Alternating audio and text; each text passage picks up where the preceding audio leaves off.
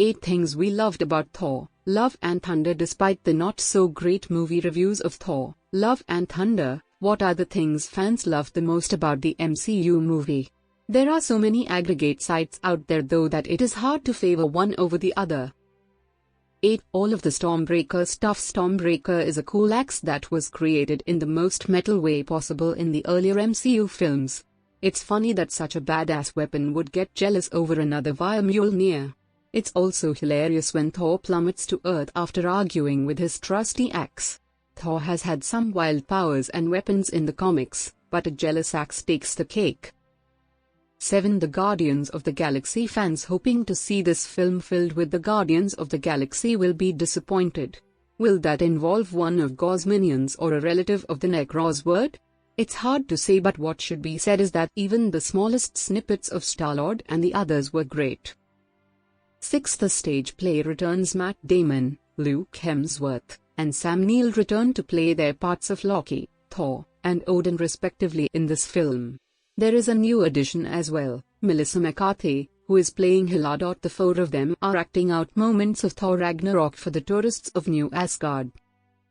5. Gore the God Butcher. Christian Bale is no stranger to superhero movies. He played Batman for years, even though there were only 3 movies. It was about time he crossed over into Marvel territory, and Gore was a great character for him to play. 4. Gore's World of Darkness. Gore deserves another shout-out for the fight scene that takes place in his darkened realm. The way Gore toys with them one by one as vines slowly strangle their bodies is intense. Will Thor choose his love for Jane over the fate of the gods?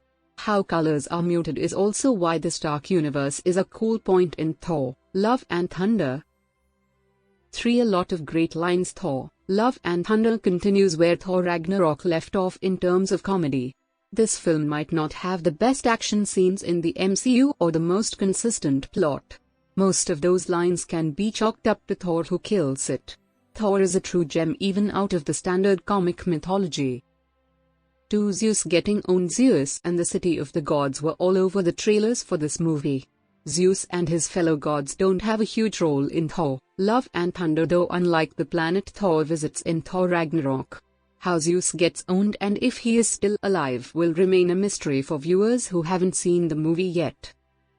1. A brief 2 hours. It might sound weird to praise a film that clocks in at 2 hours, but that is only half of why Thor's latest adventure is great. The pacing is truly what should be highlighted here, as not a second is wasted. Fans might come out of this film wishing there was more, which is also one of Thor, Love and Thunder's downfalls. They shouldn't make fans feel awkward or empty though. It's just that there is no time to soak in certain aspects which may or may not be a flaw depending on the viewer.